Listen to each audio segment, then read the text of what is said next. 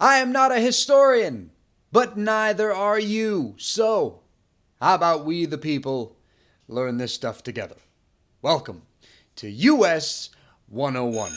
Yeah, I know, I'm done with graduate school. I'm going to get my master's degree. But until I get the actual degree, it doesn't feel right for me to say I'm a historian, you know?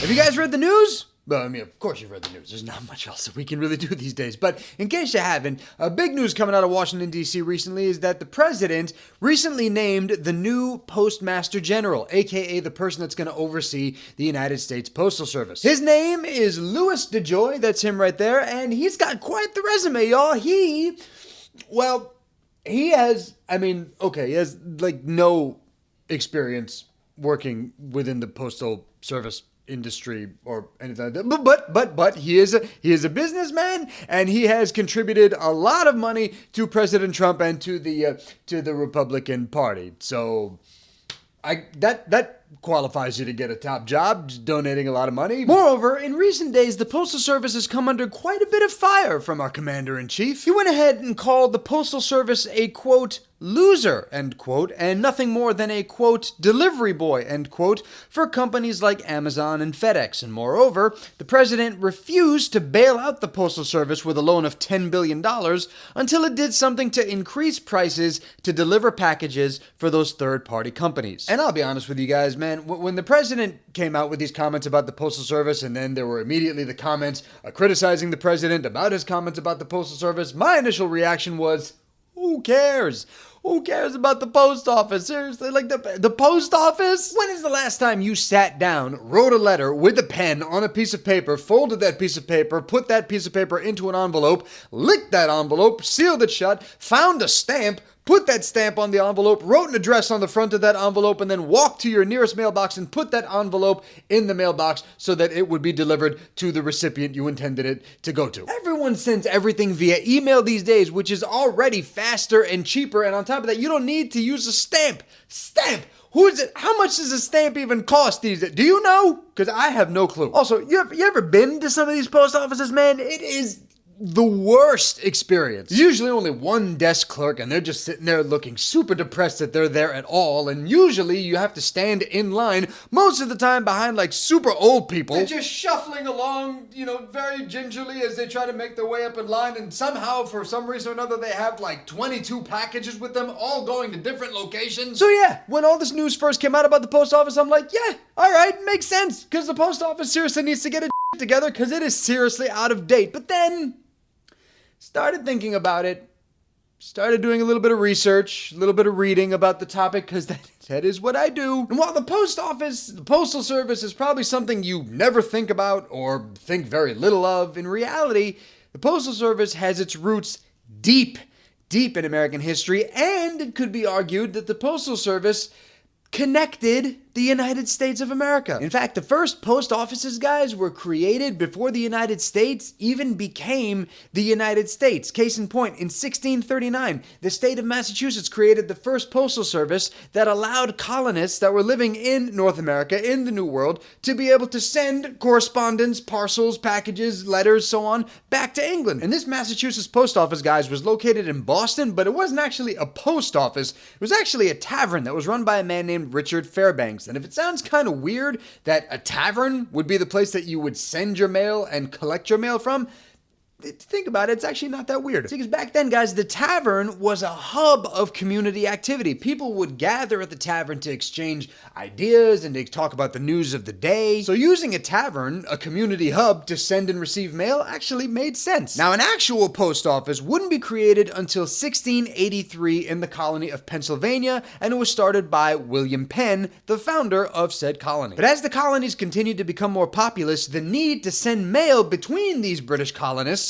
continued to grow, which meant that the delivery of mail needed to be more efficient, needed to be more reliable, needed to be faster. So who would step up and handle that task? Y'all know him. Y'all love him. We've talked about him on this show, talking about one of the most famous Americans of all time, maybe the most famous American of all time, Benjamin Franklin, who in 1753 was one of two Postmasters General for Philadelphia. As Postmaster General, Franklin set up new routes between Philly and New York City to make deliveries much more speedy. He incorporated day and nighttime delivery teams, and he also introduced the idea of first-rate mail, which basically standardized how much you would pay to deliver your mail based on the weight of the mail and also where it was headed to. However, the mail was still a British-run agency, which meant Postmasters General and the Postal Service was under the authority of the Crown, which, as we get closer to the start of the War of Independence, the colonists are not really all that fond of. Case in point, in 1774, the Crown would actually remove Franklin from his post as Postmaster General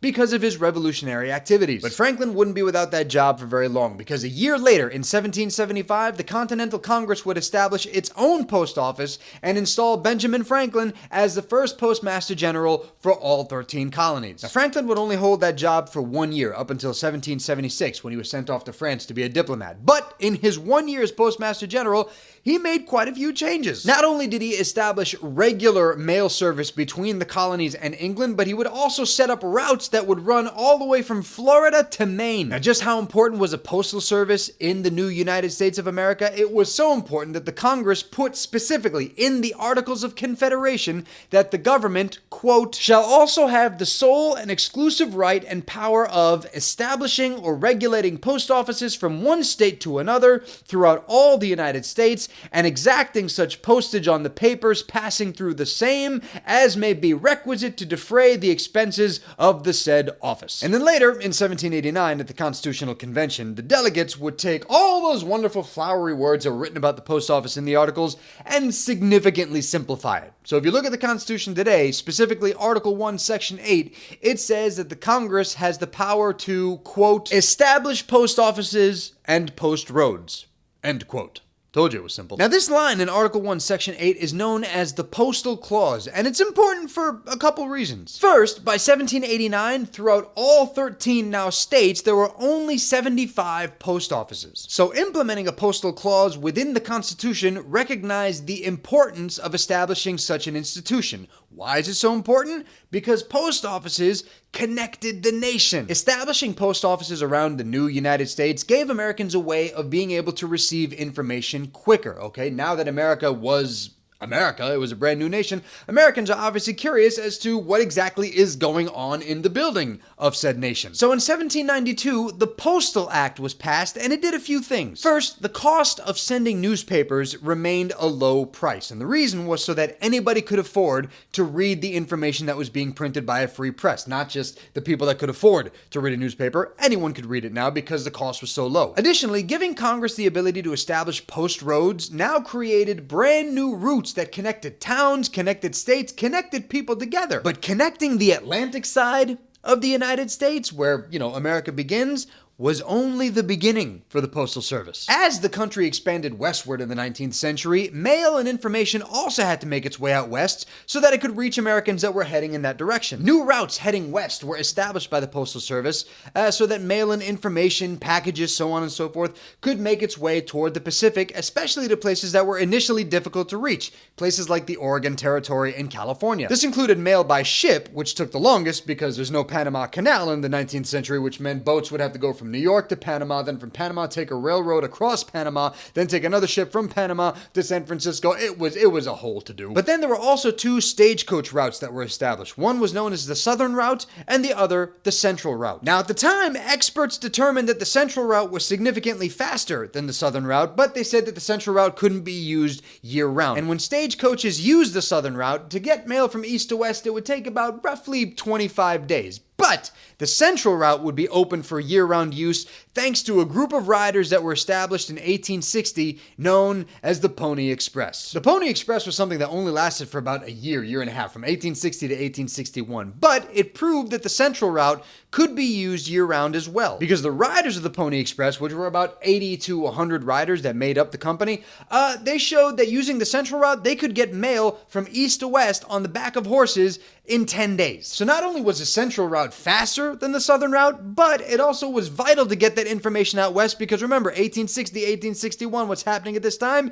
The beginning of the Civil War, North versus South. So they're trying to get information out west so that Americans out there know exactly what is happening with the nation when it comes to economics, when it comes to slavery, when it comes to all these important topics. And speaking of the Civil War, the Postal Service was also the first government institution that hired women to work for it, and after the Civil War, African Americans could get jobs there. One specific example, and I just found out about this woman, and oh man, is she total badass. Her name is Mary Fields, but she went by the nickname Stagecoach Mary. She was the first African American female mail carrier in the United States, and guys, here was her whole thing. So she was just like somebody that worked in the wilds of Montana, right? She was known as a star route carrier. Her job was basically to defend stagecoaches that were delivering the mail. She did that for about 8 years or so, and she would ride around carrying a rifle and a pistol, could drink anybody under the table, enjoyed a fine cigar, and occasionally, participating in gun battles. This woman was no joke. And then heading into the 20th century, the Postal Service continued to innovate even more thanks to the invention of manned aviation. Mail could now be flown to destinations, which meant delivery time was cut even shorter, and at one point, the Postal Service went completely out of their minds in kind of a cool move, but also kind of a dumb move in the mid-20th century, specifically 1959. 1959, the Postal Service said, planes? I mean, planes are nice. That's all well and good. We can fly, but why not use something faster in the air? We could send mail via missiles. And that's what it tried to do. In June of 1959, a submarine by the name of the USS Barbaro shot a missile from its deck about 100 miles off the coast of Florida, and the missile wasn't meant to explode when it landed, but it was carrying about 3,000 letters or 3,000 stamps, something to do with, it had about 3,000 stamps or so attached to it. The missile landed at the Naval Auxiliary Air Station in Mayport, Florida, and here's the thing, the missile was shot about 100 miles off the coast of Florida, right? So this missile traveled 100 miles, top speed 600 miles per hour. It made its destination in 22 minutes. The Postmaster General at the time was thrilled. However, that would be the last time that mail delivered by missile would be a thing, because think about it, even if the missile isn't set to detonate and it's only carrying the birthday card from your grandma with a little bit of money in it, if you look out your window and you start seeing a missile heading in your direction, you become scared shitless. Now, even though today, guys, we rely much more heavily on email and third-party services like Amazon, FedEx, and UPS, the fact remains that if you make the United States Postal Service more inefficient, it leads to a deficiency nationwide. For example, the USPS guys, did you know that they deliver packages for Amazon and UPS to places that those companies will not go to? One example of this, guys, is the Grand Canyon. To this day, mail is still delivered to the bottom of the Grand Canyon, and it's delivered on the back of a mule. And lastly, as long as we're on the subject of animals, we might as well talk about two more animals, the elephant and the donkey, aka the political mascots of the Republican and Democratic parties. When it comes to things like elections, guys, if you want to send in an absentee ballot or a mail-in ballot, the only place you can do that is through the United States Postal Service. And during this time of COVID-19, guys, come November for the actual election, we don't know if it's going to be safe to go outside and stand among other people so that we can go vote inside of a ballot box. So a lot of governors are now pushing for mail-in ballots to be the way that we cast our votes for the election later this year. Which is why I find it interesting that Trump would select the brand new Postmaster General, whose main qualification is that he's loyal to Trump, especially since the president has been very, very vocal against mail-in ballots because, he believes that voter fraud would be happening on an epic scale, even though there's absolutely no data to back up any of the claims that he's made about voter fraud. Plus, the post office, because it does deliveries for Amazon, which is run by Jeff Bezos, who Trump doesn't like because he also owns a Washington Post, and it hurts my brain just to even think about all this stuff. I shouldn't have to think about this stuff. No one should have to think about this stuff when it comes to the mail. The point is, guys, the Postal Service is an important institution in the United States, and it remains one to this day. And it needs to continue being an institution in the United States because for a lot of Americans, that is the only way that they can send or receive mail and packages. So yes, buying stamps and writing on a piece of paper and putting the paper in an envelope and putting a stamp on the envelope and licking the envelope and walking down to your mailbox might seem like a bit of a hassle and it takes too much time when you could just hit send on your computer. I get it. I understand that. But it's performing those small steps that helps to keep the post office going. Think about it. We've got all this time now with the pandemic going on.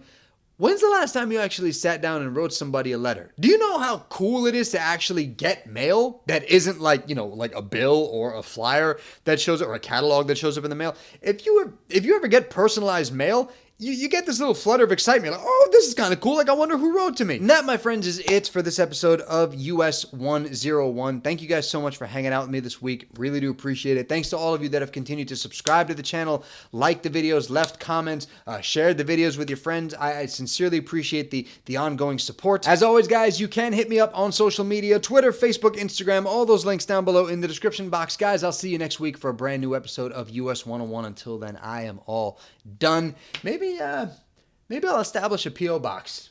That way if you guys actually want to write letters to me, you'll have a place to send them. If I do that, I'll definitely let you know. You have my word on that. All right. See you next week. Bye.